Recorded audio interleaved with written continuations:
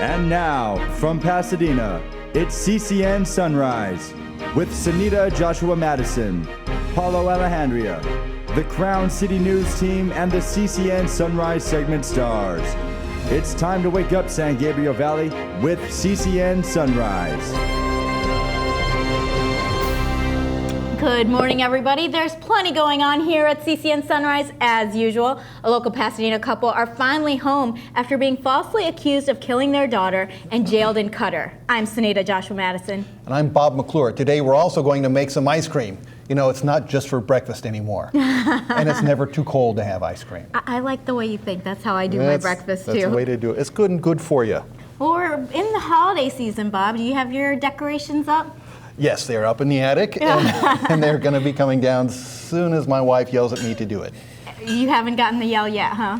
I got a couple of talkings too, but what yeah. What do you think about that, Bob? Yeah, I'll get to it. All right. Well, yeah. you know, we got an early start. We did our first round of decorations before Thanksgiving. I've never in my life done it that early. So you're that neighbor. You're I the am one. now that yeah. neighbor. Yeah, you're the one that I don't like.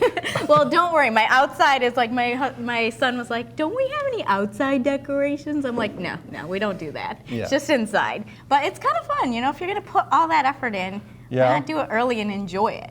Yeah, I suppose. Bob, how about that? Yeah, I'll get to it. All right. Okay. I will not yell at you. I will let your wife handle that. Yeah, she's good at it. Before we go any further, we want to thank our sponsors for making this show possible. Crown City News is sponsored by Foothill Transit, San Gabriel Valley Economic Partnership, Pasadena Federal Credit Union, Senior Providers Network, Ability First, Beacon Media News, EH Financial, Ganal Lumber, Siren Arts Productions.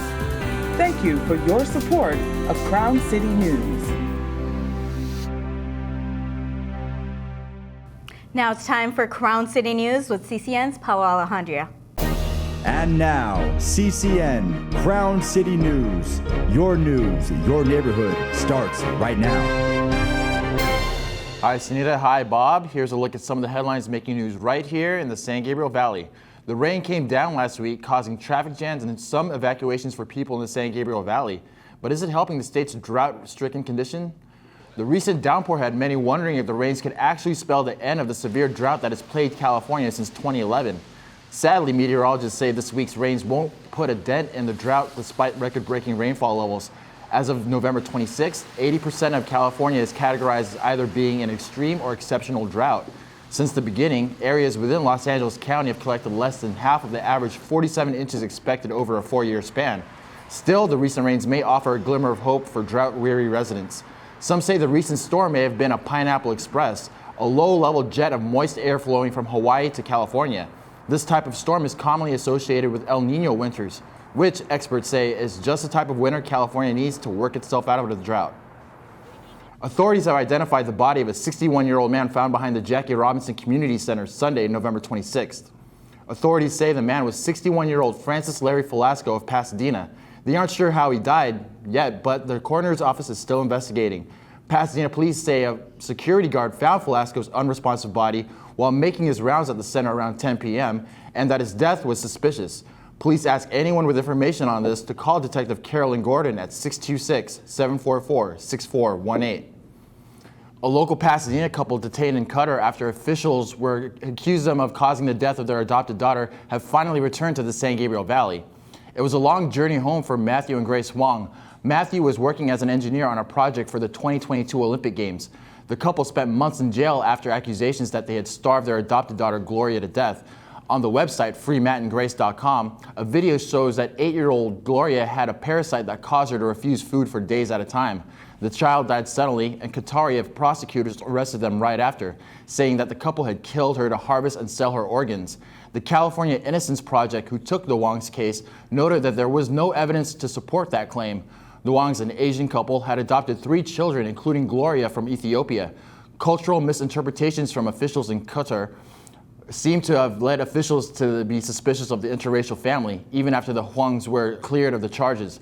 They were stopped at the airport on Sunday, November 30th, but Qatari Attorney General allowed the travel ban to be lifted the following Wednesday, and the couple boarded the plane that day and have since landed safely home.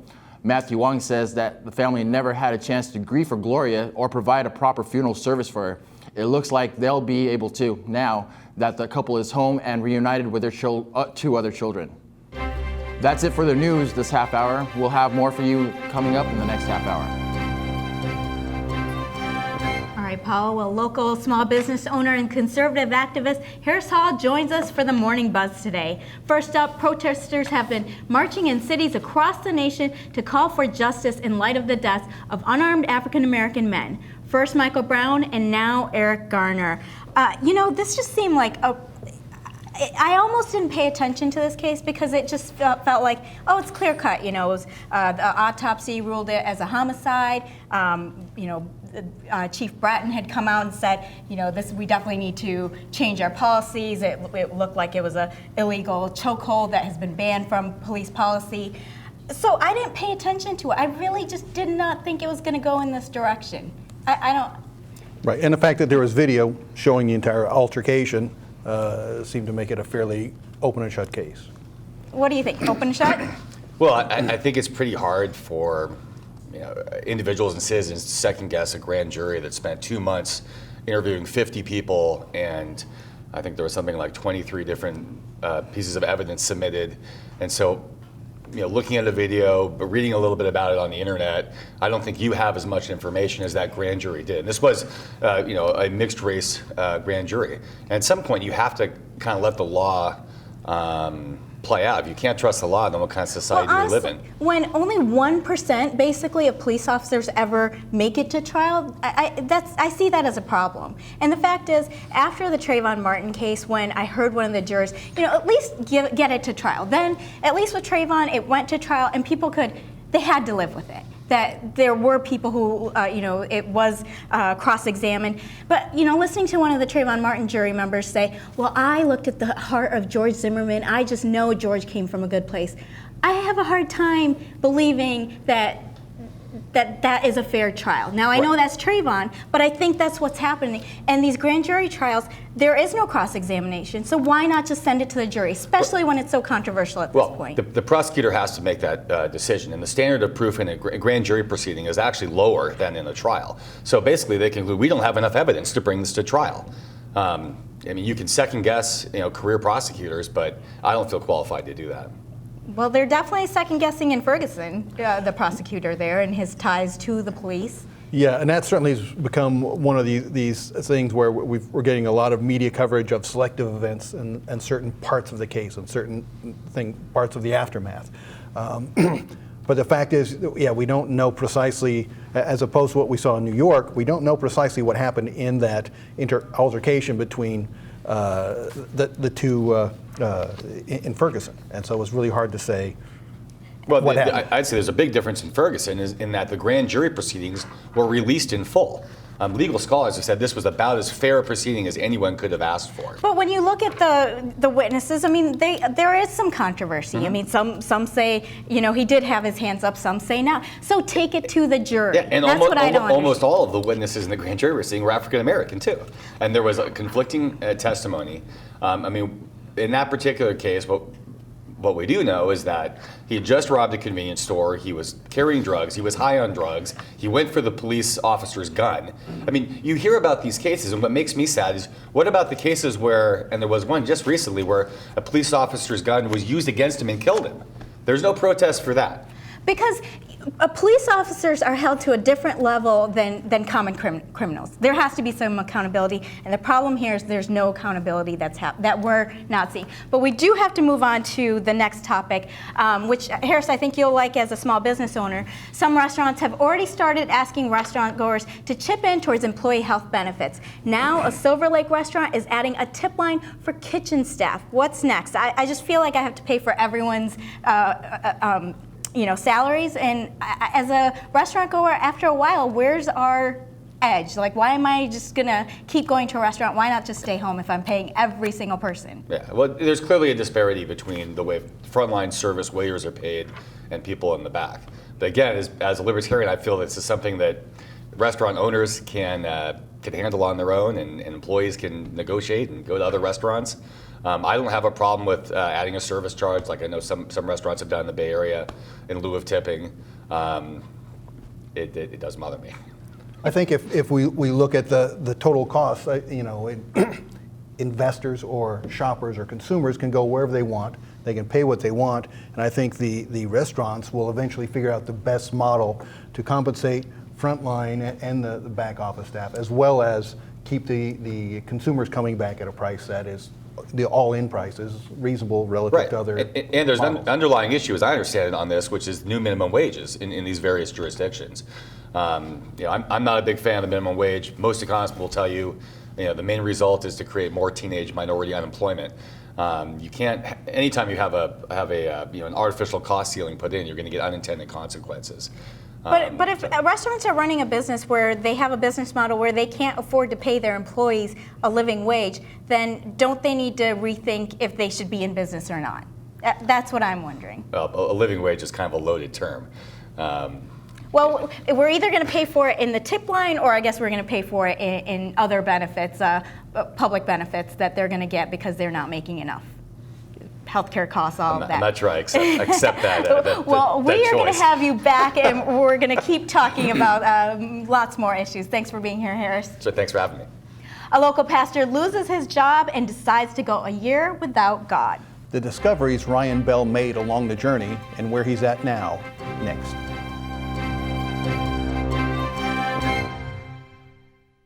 You sure you don't want some? It's chamomile. Listen, you are extremely terrifying. Just the scariest undead subhuman thing on TV, and I really mean that. But I am worried that you could give my kids nightmares if they see you, so I'm gonna have to block you. So that's it. Oh, and tell the zombies they're blocked too. Connor is struggling in school. Finding lowest airfare to Istanbul. Why don't you understand me?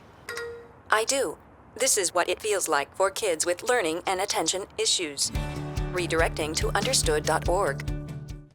The Reverend Ryan Bell is a former Seventh-day Adventist pastor who was fired from his church for expressing his doubts about his religion. That led to an experiment. He decided to go a year without God, which caused him to lose his job at Azusa Pacific University and Fuller Seminary. He joins us now to tell us about his experience. So you started the year out with a resolution to go a year without God. How does that work when you've lived your life believing in God? And that's your life's work. How do you automatically just go a year without God? It's something that evolves over time. I think by being a pastor and by studying theology as a career, you are exposed to not just the good and desirable aspects of religion or the Bible itself, but also the contradictions, the problems. And so the longer I went throughout my career, the more I think my faith, which began strong, began to loosen up, and I feel like I just gradually started losing my faith over time.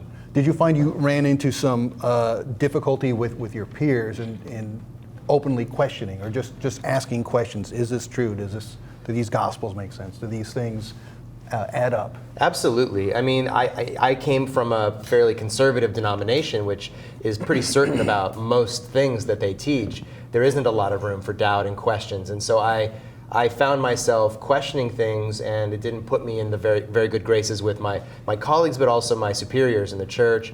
My local congregation, on the other hand, was full of people that really appreciated doubts. All of them expressed freely that they had doubts. So they appreciated having a pastor who was able to deal with those. I would think that having someone to relate to who's actively pursuing truth or knowledge or a better understanding rather than just saying, this is what it says, I'm just going to go with it and not act on it or not ask or not be inquisitive. I think that would appeal to more people. Yeah, I think it does too. I think when you use this argument from authority, because I'm the pastor and I said so, as you get a little older and into your adolescence and into adulthood, those kinds of arguments don't mean as much. I've got a teenage daughter, and when you say "because I said so," I'm finding that does It not works work so perfectly, well. doesn't it? She just does whatever you listen. want. In the early years, it works pretty well, and after a while, it's like, well, why? Well, why? Oh, And then- that why question does Yeah. you in, doesn't it? But was this a rejection of God or the church itself? I mean, it wasn't really a rejection. It was really stepping deeper into the questions that I had to see if there was something there. And so I think, I crossed a line for sure outside of Orthodox Christian belief, but for me it was just the next step. I mean, I think whenever you cross a line, you take the next step, whatever that step is. So it isn't that I went from this robust, conservative Christian faith and suddenly I decided to be an atheist, but I gradually came to the place where the next step I needed to take took me over that line. So what is the next step at this point? You're almost to the end of your experiment. Yeah. Where do you stand on this line? Yeah, I have about 3 weeks to go, or maybe less now, and I think what I've discovered so far is that people believe for a lot of different reasons.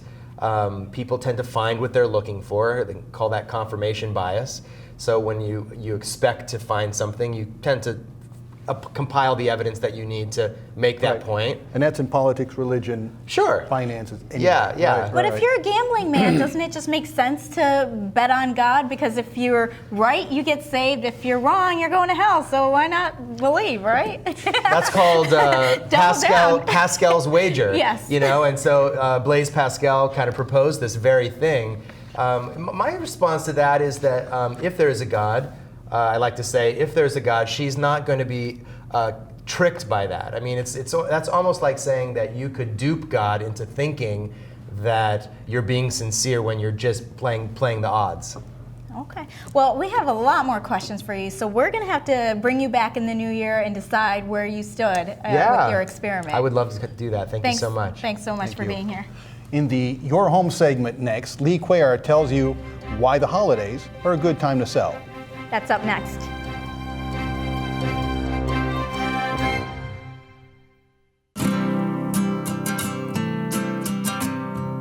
Every day across America, excess food is gathered by a network of good people at local food banks, giving hope to millions of children who struggle with hunger. They've earned their wings, and you can too. Together, we can solve child hunger. Support Feeding America and your local food bank at feedingamerica.org. You're doing great. We're gonna try this again, okay? Okay. Wheels, pedals, handlebar, brakes. Sit up straight, keep your weight in the center, keep your eyes on the road, hands on the grips, butt in the seat. If we feel ourselves falling, what do? Just keep pedaling. Good girl. Now remember, it's all about balance and steering. Steer with your hands, steer with your body. Steer into the corners and you stay out of trouble. And the bell's your buddy, so go ahead and ding that. All right, you ready? Here we go. Pedal, honey, pedal. There you go, you're a bike rider. Most parenting is hard to do in just 2 minutes. But 2 minutes twice a day making sure they brush is easier, and it could help save them from a lifetime of tooth pain. Some realtors say the holidays are a perfect time to sell your house. It might cause some added stress, but as Lee Cuellar explained in his Your Home segment, it might also mean a bigger payment.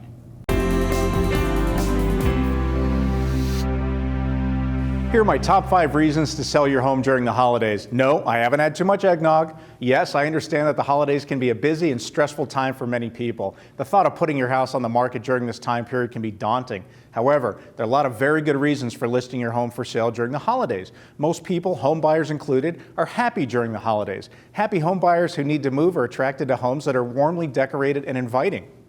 From a basket of beautiful mums on the front porch to the smell of cookies baking in the oven, buyers can get emotionally attached to your home if it invokes a sense of family and holiday spirit. Less homes on the market, less competition. Let's face it, most home sellers like to wait until the hot selling season to put their home on the market. In Pasadena, the big selling season is in early spring, but why not get a jump on the competition? When housing inventory is low, buyers will appreciate a home that's competitively priced and in tip-top showing condition. Your home may generate a lot of interest and even multiple offers, which typically means a higher sales price and better terms. Holiday home buyers are serious buyers. In my years of real estate experience, I found that some of my most serious home buyers have looked for homes during the holidays. Some buyers are anticipating year-end bonuses that will pad their down payment. Other buyers may be relocating to the San Gabriel Valley at the start of the new year to start a new job. Whatever the reason, these buyers are motivated. They're not out looking at homes for the fun of it in the cold weather winter holiday while holiday to-do lists are looming large. Your home looks its best during the holidays. Imagine your home surrounded by the red, orange, and yellow leaves of autumn. Add a few pumpkins and some bright-colored mums, and you've painted a vivid, nostalgic picture for many home buyers. They may envision their own family carving a pumpkin or roasting a turkey with their loved ones gathered around. In December, the lights, wreaths, Christmas trees, and wonderful smells will generate holiday spirit and hopefully a warm and fuzzy attachment to your home. Whatever your holiday traditions, they resonate with home buyers. Buyers will see your neighborhood in a new light. Another one of my favorite reasons to sell your home during the holidays is that home buyers will get to see your neighborhood all spruced up. Many San Gabriel Valley neighborhoods decorate and light up their entrances during holidays. Lots of residents adorn their homes with lights, festive wreaths, candles, and more. It's fun just to drive through a neighborhood and get a feel for it during the holidays. So if you're thinking about selling your home, think seriously about getting a jump on the competition by listing it during the holidays. Special thanks to Melissa Brown at Savvy & Company Real Estate in Charlotte, North Carolina, who compiled the information for this segment. Back to you guys. Thank you, Lee. Nicely done. I scream, you scream. We all scream for ice cream. We're making ice cream with the Ice Cream Lab on the CCN Sunrise set. I'm so excited. Ice cream just gets me going. That's what we need this morning.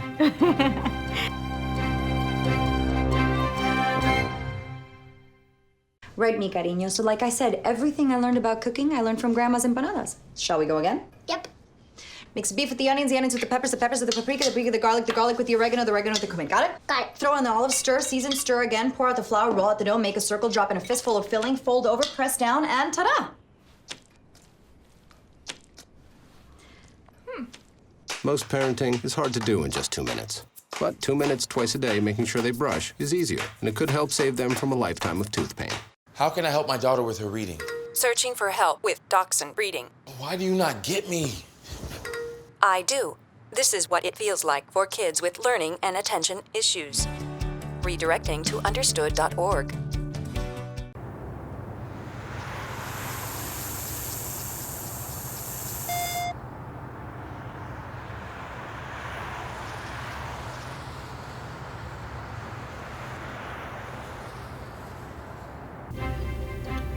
Who doesn't love ice cream? I sure do. A new local ice cream shop, the Ice Cream Lab, is open for business in Pasadena, and they're making some for us right now. I can't wait for this.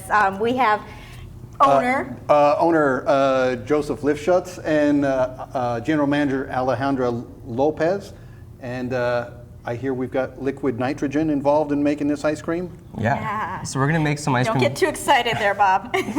This looks like fun. Maybe slightly dangerous, but fun. Yeah, there's nothing dangerous about it whatsoever. You know, we'll start everything from scratch. It starts off as a liquid base. We're gonna pour the liquid base into the bowl, and then we'll use liquid nitrogen, which is negative 320 degrees, to freeze everything into ice cream instantly. All right, let's make this happen. So today we brought one of our more popular flavors, which is called the Salt Lick Crunch. So it's kind of like our take on salted caramel ice cream. It has our all-natural organic ice cream base, which is kind of like a plain vanilla custard. And what we do is we actually add pretzels, caramel, and then a little bit of sea salt to kind of give it a little kick. What makes this ice cream a little bit unique and different from everything else is that we're actually making it fresh on the spot. So it's not sitting on the shelf for a long time. It doesn't have any additives, there's no preservatives, there's no emulsifiers. So it's really like your healthy form of ice cream. Is that, I'll let her finish, but is that regular cream or what kind of liquid base do you have? Yeah, so because of the way that we make our ice cream, we don't need to add in like a heavy dairy fat. So it actually has non-fat milk, eggs, sweet cream buttermilk, and organic sugar cane, and that's it. So it's a very like Jeffersonian take on ice cream. This is so cool. This is exciting. We can play a rock It's like concert in Halloween here. or something, yeah.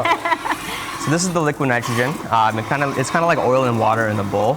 It mixes with everything in the bowl. It doesn't actually mix with it, it touches it, and then all the smoke you see is actually liquid nitrogen evaporating. So it's in there for a second or two and then evaporating in the atmosphere. There's nothing harmful about it whatsoever. And can this be done with just an at-home ice cream machine too, or you need your special touch? You really need a special touch. It's sort of like, it takes a while to get used to using liquid nitrogen. It's not actually safe to just carry in your house either. You have to have these huge safety devices and things that make sure it's in a safe atmosphere. So don't bother doing this at home. Just Don't go even to the try. ice cream Just lab, come to our right? store and Yeah. enjoy some in the store. And where are you located? We are on the corner of Colorado and Fair Oaks. Okay. So right next to the Coffee Bean and the Let's Say Macaroons. Right, so right in Old Town, right in the Exactly, right in the middle. middle of everything. Yeah. Excellent. Now, you find the holidays are a good time for you? The holidays are kind of a mix and match. You know, it is a little bit colder and raining outside, so people don't necessarily walk around as much. But there are the holiday shoppers that come in and enjoy some ice cream. We do a lot of special holiday flavors that bring people in. So. And when we say it's cold here, and you say that to someone, say in Minnesota. It's cold for us. You know? Yeah. It's a relative term. Yeah. I know. I think it's supposed to be, 70s or 80s coming up, so it's not all that bad. I cannot wait. That looks so good. So this is our Salt Lick Crunch. Here we go. I get Okay, it first. You should. Ladies first, right? That's what they say. He's gonna wrestle me for it. I think we made enough for everybody. I drew the short straw. That quick and so good. Is it good? It's so good. Good. So did you have all the cream and everything right in there, mixed in the buttercream and? Yeah, exactly. So that we manufactured that actually in Chino Hills, in Chino Valley. Okay. Well, this is so good. Thank you for coming out and showing us. My pleasure. Thank this you guys for and having us. Bringing out your machine for us and the liquid nitrogen. Yeah, come see us in Colorado and Fair Oaks. Coming up in our second half hour, Valerie Milano soaked up the fun at the Hollywood Christmas Parade. And the Mad Chef Dave Matthews gives us his recipe for special roasted chicken in a taste of sunrise. Don't go away.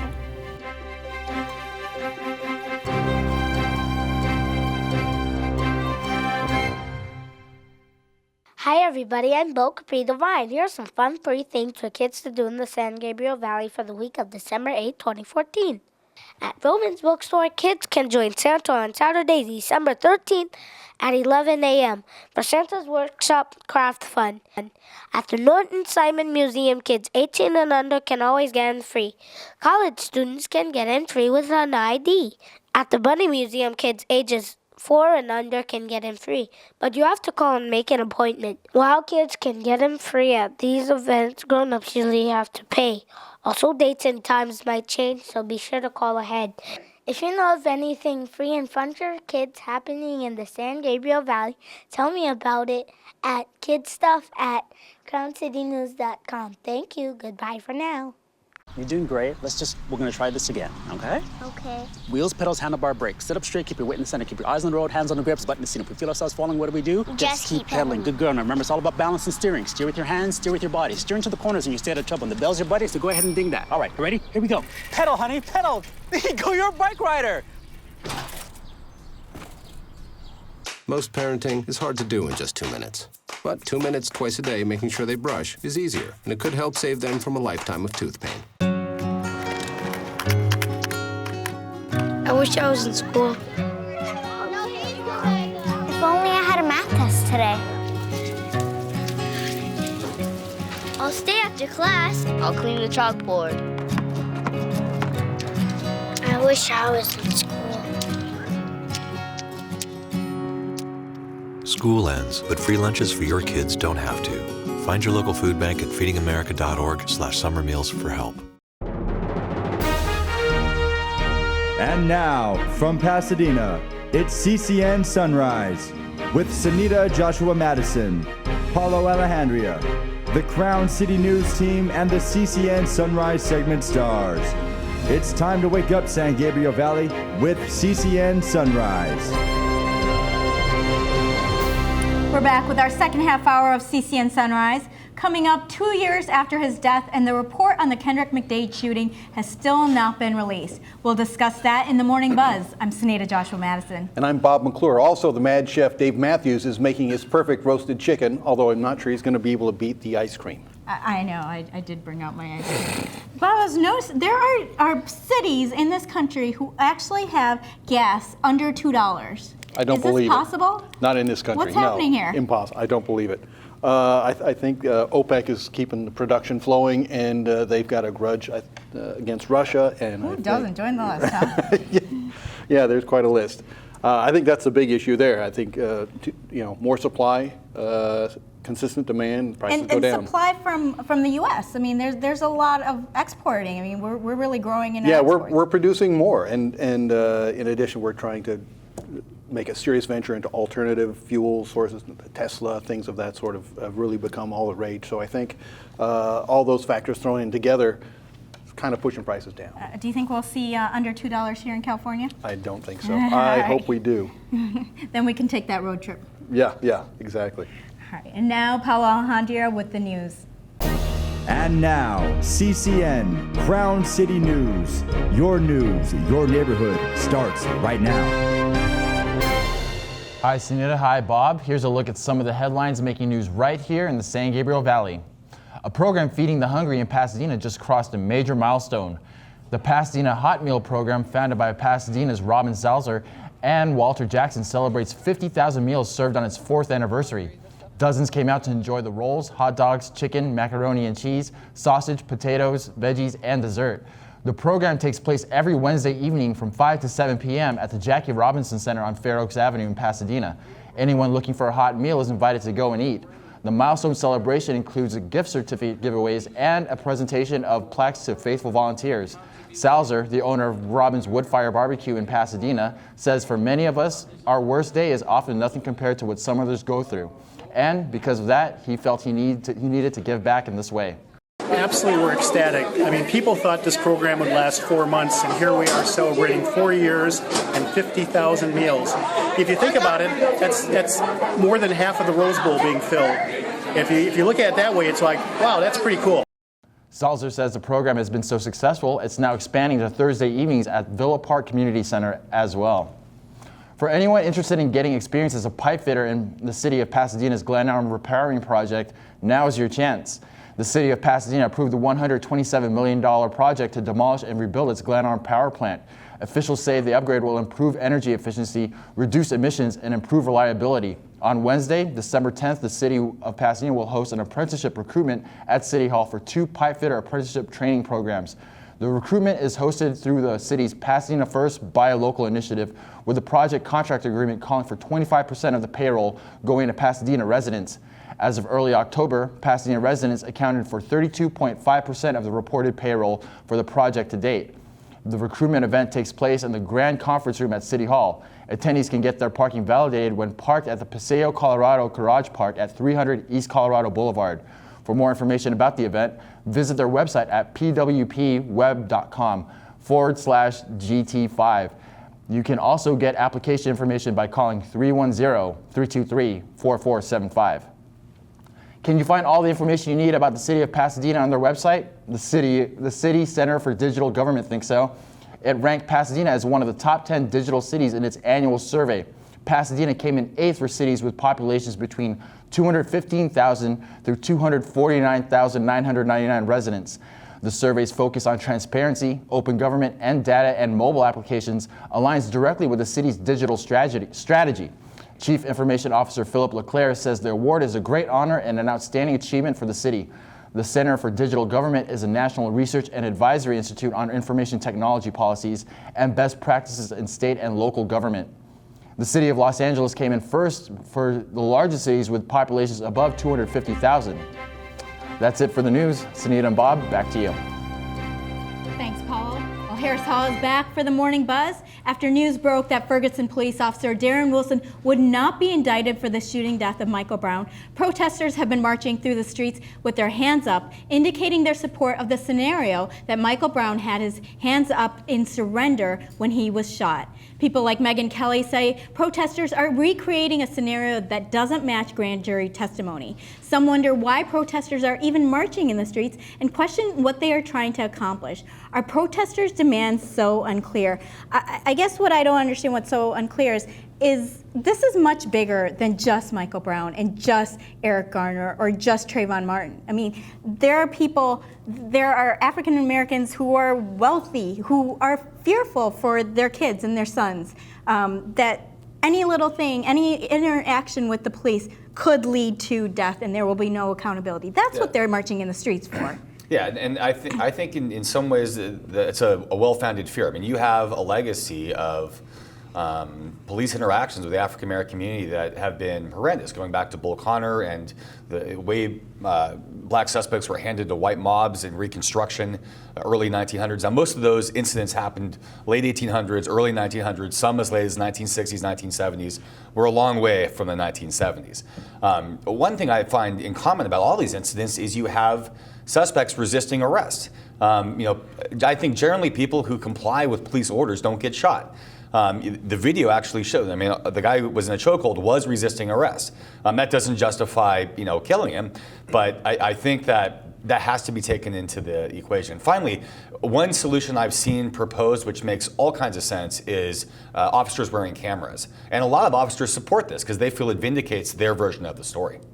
Right. I think you sometimes will run into a police officers union that might not be 100% behind that because it's an invasion of, it's going to inhibit how they perform their duties and so forth, or maybe convey information they don't want to. And all of a sudden you've got this push-pull between what everyone kind of wants for a solution and the governing bodies behind them. And it didn't really help with the Eric Garner case. There was video, and now the guy who shot the video, he was actually indicted on a weapons charge, and he's saying it's all retaliation from the police. They're saying they planted it on him because he took that video. So, with President Obama saying that he's funding all these cameras, you would think that's the answer, but obviously with Eric Garner, that's not the answer. Well, the footage was cell phone footage from some guy behind a crowd with police telling him to back up. I don't think that's quite the same as footage right from the officer that's on the scene from the beginning to the end. And you mentioned Obama. I feel like the federal government, especially Obama and Holder, have really injected themselves into these issues in a non-productive way that's made it more racially divisive. Well, I hear you on that point, but we are going to go into our next item with the whole mistrust that you were talking about, because here right in our backyard, the battle over police report in the Kendrick McDade shooting isn't over. He was the unarmed teenager shot and killed by Pasadena police officers in 2012. Now the police union wants to block release of the redacted version of the report after a judge ruled in November to release it. It just seems to me that what are the police trying to hide in this situation by not releasing this report? And I think that speaks to all the issues going on. The police are hiding from something, whereas if they actually engaged with the community, maybe we wouldn't have the situations we're having. I think maybe a bigger issue that you can apply to more than just this particular issue is that we don't know if they're hiding something or not, but the police union is saying, no, we're not going to release this, or even a redacted version. The appearance that they're hiding something is the prevailing story that everyone gets behind. It's like, well, it looks like they're hiding something. And if I were a policeman and I would want that information released to say, here were the circumstances, here's what happened, this is the result. And again, that appearance is the thing that's going to throw up a roadblock between sides and create an argument. It's hard to form definitive opinions when I don't have as many facts as the people intimately involved with this case, but I thought they had said that they opposed release of the report for personnel reasons. It is true, but those are limited pages. They want the whole thing not released, even a redacted version.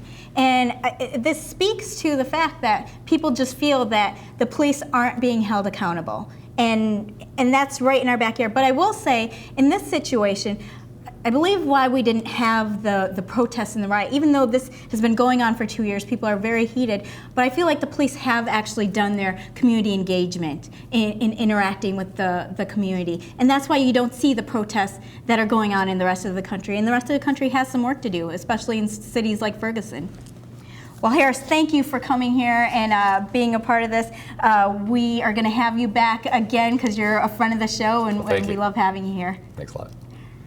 Well, the budget showdown. You know what? We actually have one more thing. We were going to talk about the budget showdown. I'm really sorry. We have more to go with. Don't take it personally like she's trying to run you out of town. That's certainly not the case. We have the budget showdown that is happening, and you're very well aware with this. The Obama planning to call the executive order to take action on immigration reform, and now the Republicans are threatening to shut down the government. As part of their retaliation. I don't know. It's unfortunate it gets framed like that. If Congress passes a budget resolution, even if it's just a continuing resolution to keep funding the government, and the president threatens to veto that, why is it the Congress that's shutting down the government? It would sound like Obama's veto shuts down the government. I mean, clearly, the sides have to get together and come to some agreement on funding the government.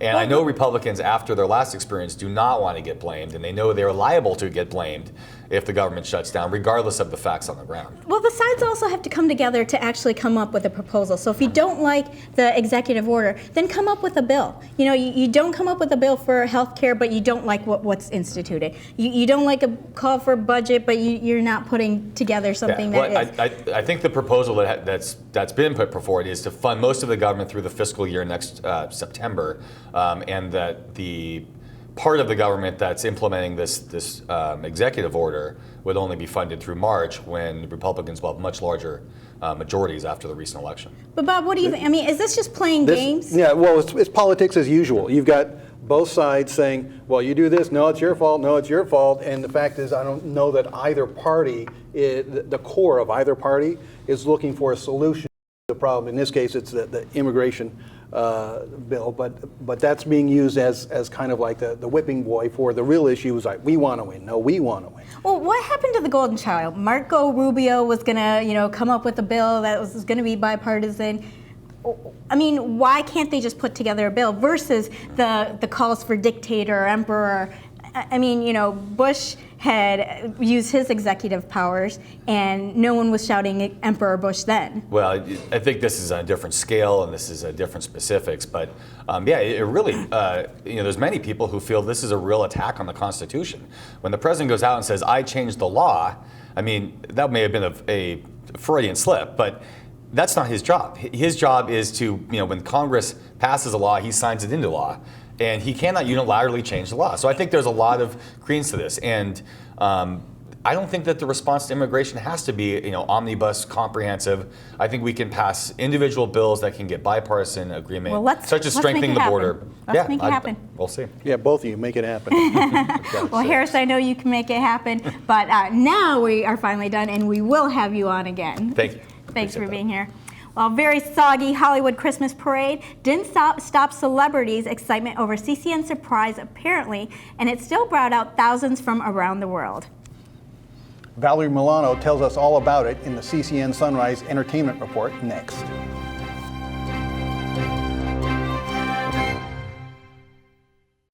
Okay, Simon, what do people wear? Clothes. That's right, so it's important to learn how to dress yourself. Here's how it's done.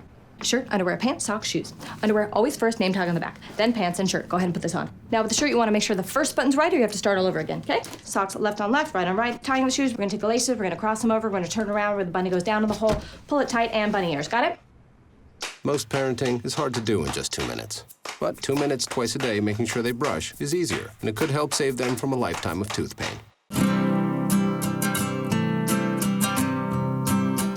Every day across America, excess food is gathered by a network of good people at local food banks, giving hope to millions of children who struggle with hunger. They've earned their wings, and you can too. Together, we can solve child hunger. Support Feeding America and your local food bank at feedingamerica.org. What a horrible day to hold the Hollywood Christmas parade. CCN Sunrise Entertainment segment star Valerie Milano was there on Sunday, December 1st, and got soaked along with everyone else.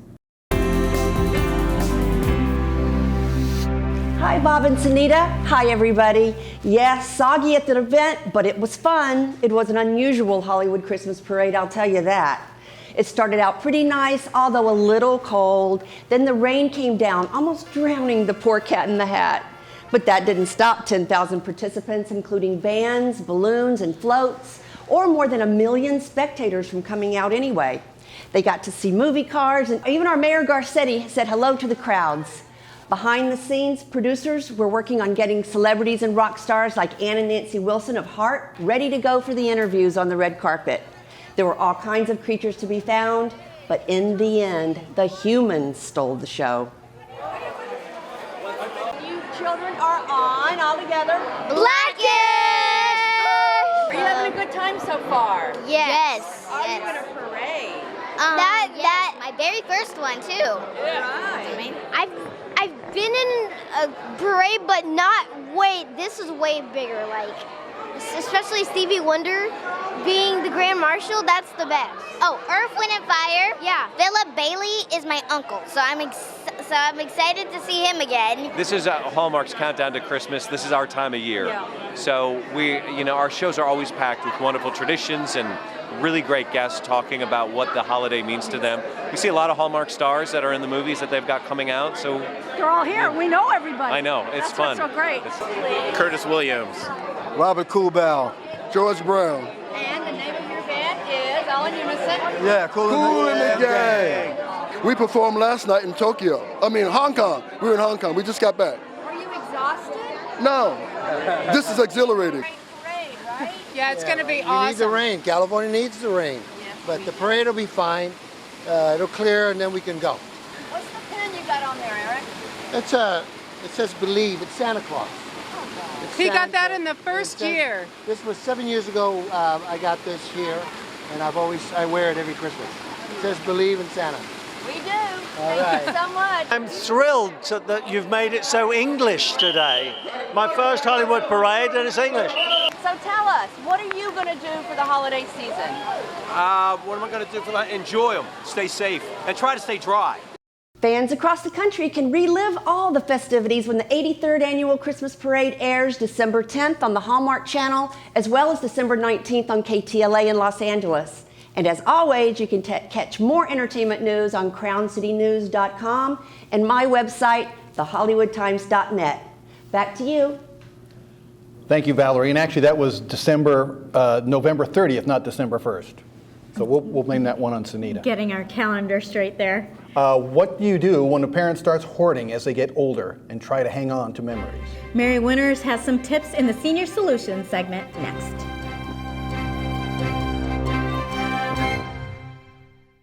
So you see, son, good manners are important. Should I go through it again? Yes. Yes, please. Yes, please. Exactly. Always say please, thank you, you're welcome, excuse me, sit up straight, hold doors open for ladies. If the door's locked, knock first, don't burp, don't swear, don't stare, don't use bad language, or talk with your mouth full, keep your elbows off the table. What table? Don't interrupt. Cover your mouth when you cough or sneeze. On the bus, give your seat up to anybody who has trouble standing. Bottom line, treat others the way you want to be treated. Got it? Got it.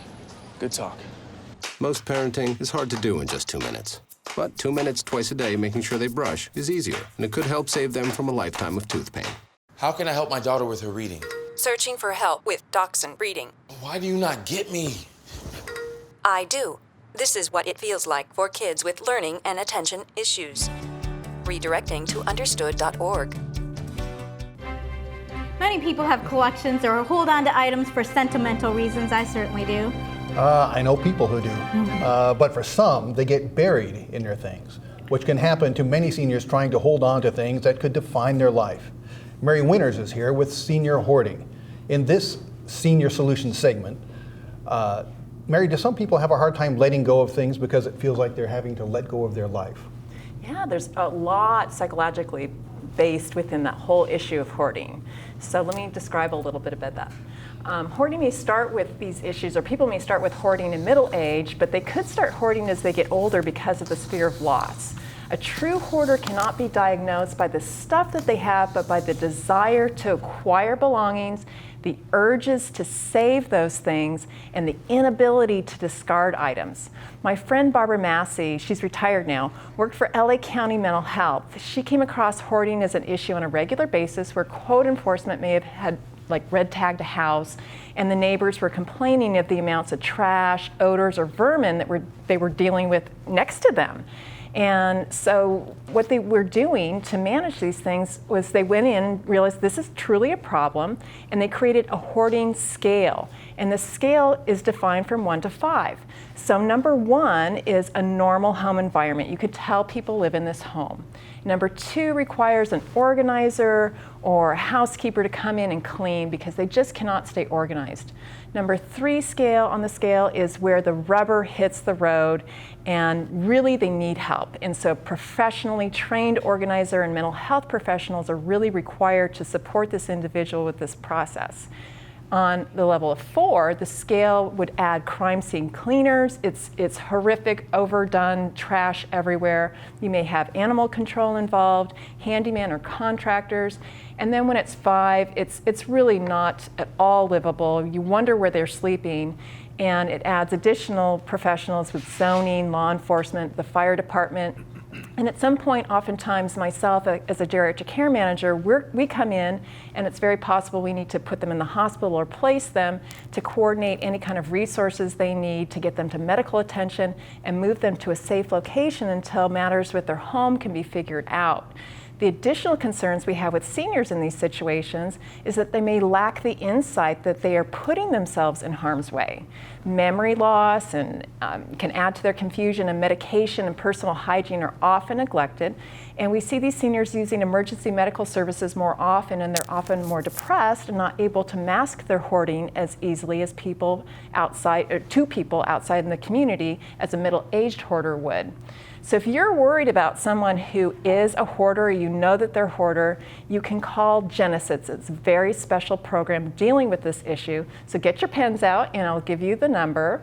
Genesis is a specialized program within LA County just for seniors, and that number is 213-351-7284. Again, that number is 213-351-7284. 7284. Let them know that you're concerned about a particular person and they'll investigate it. So I'm just really glad that my friend Barbara was one of the people who put this whole program together. She's one of my favorite older adults. And Bob and Sehnita, back to you. I'm at number 2 right now. I hope I don't go any further down that slide. You know why? It's because you got all those smell? Christmas decorations out, right? Ours are still in the attic. The place looks good. Oh, look at you. You're probably right, but no, my magazines are my Practice downfall. trying to get rid of things on a regular basis. That'll be helpful. I will go home and purge this weekend. Yes. Thanks for that, Mary. How about a nice roasted chicken to start off December? The Mad Chef Dave Matthews has that next in the Taste of Sunrise.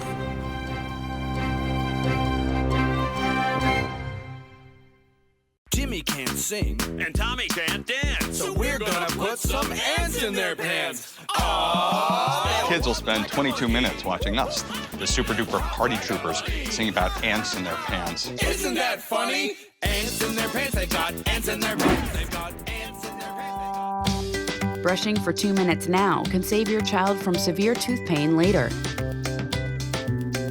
2 minutes, twice a day. They have the time.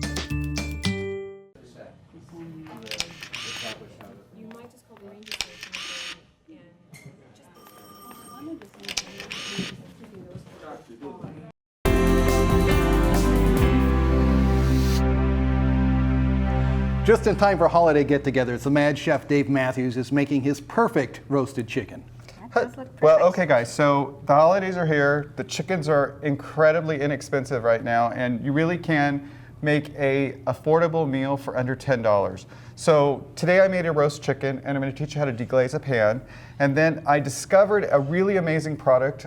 Normally I don't plug a product, but this is a balsamic reduction sauce that you can actually buy instead of making it yourself, and it's fantastic. So you know when you go to a really fancy restaurant and they have fancy names for reduction sauce, you can actually buy this for under $10 at Whole Foods, and it's amazing. So a couple weeks ago, I taught everybody how to make a cranberry balsamic vinegar.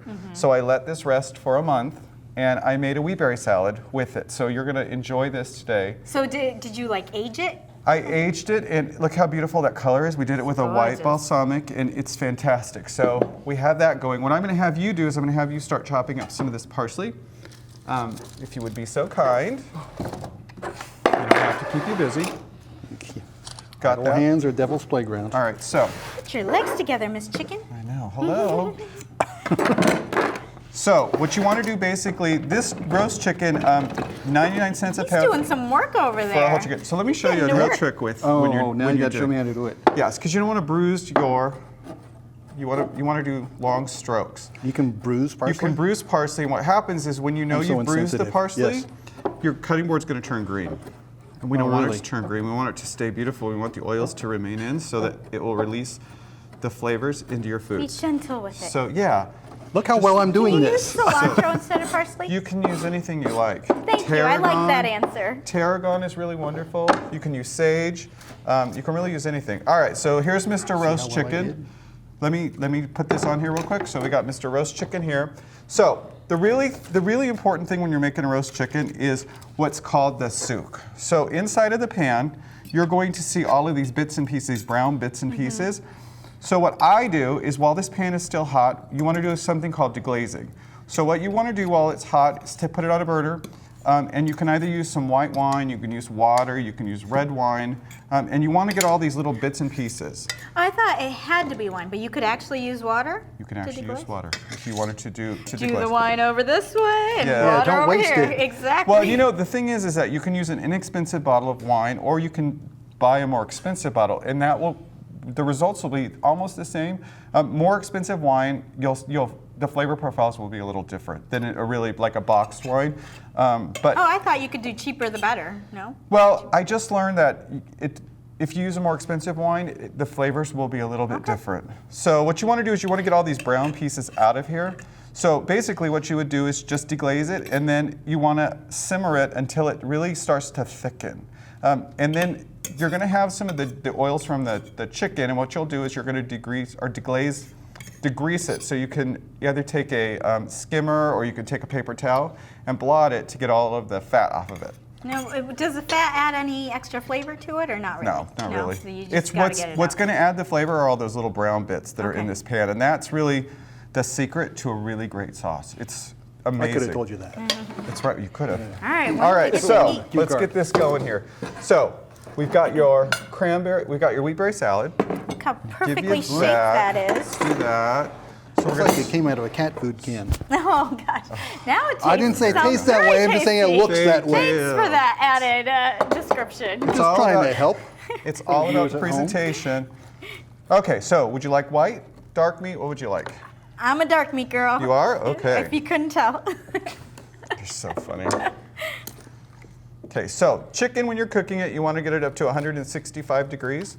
And usually when you're doing a chicken, when you take it out of the oven, you want to let it sit. And when the juices run to where they're either opaque or a light golden amber, that's what you're going to use. Okay.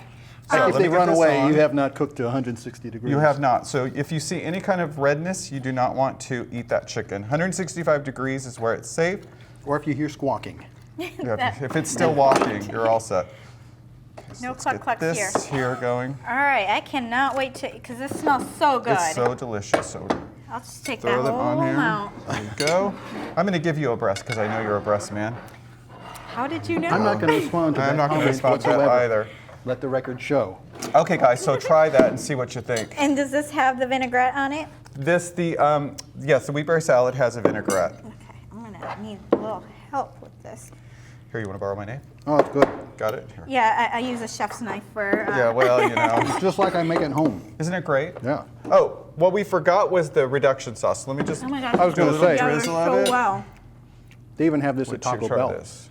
That is such a delicious bite. It is so amazing. That's pretty easy to do for a get-together. It really is. It really is. And people are going to think that you are a chef when you show them how fantastic that reduction sauce is. Oh, that's great. all for the show for now. We'd like to really thank good. all of our sponsors for supporting our show. You can hear them, right? Big thanks also to business owner Harris Hall, Ryan Bell with his Year Without God experiment, and ice cream chef Joseph Lifschutz and Alejandro Lopez from the Ice Cream Lab for joining us in studio. Thanks also to our segment stars and crew, and especially to you out there watching us. Have a great rest of your day and try this chicken recipe out. You're going to have it online for us, right? It'll be online, yes. All right. Crown City News is sponsored by Foothill Transit, San Gabriel Valley Economic Partnership, Pasadena Federal Credit Union, Senior Providers Network, Ability First, Beacon Media News, EH Financial, Ganal Lumber, Siren Arts Productions. You too can sponsor Crown City News. Call 626-344-8314 or email sponsors@crowncitynews.com. Thank you for your support of Crown City News.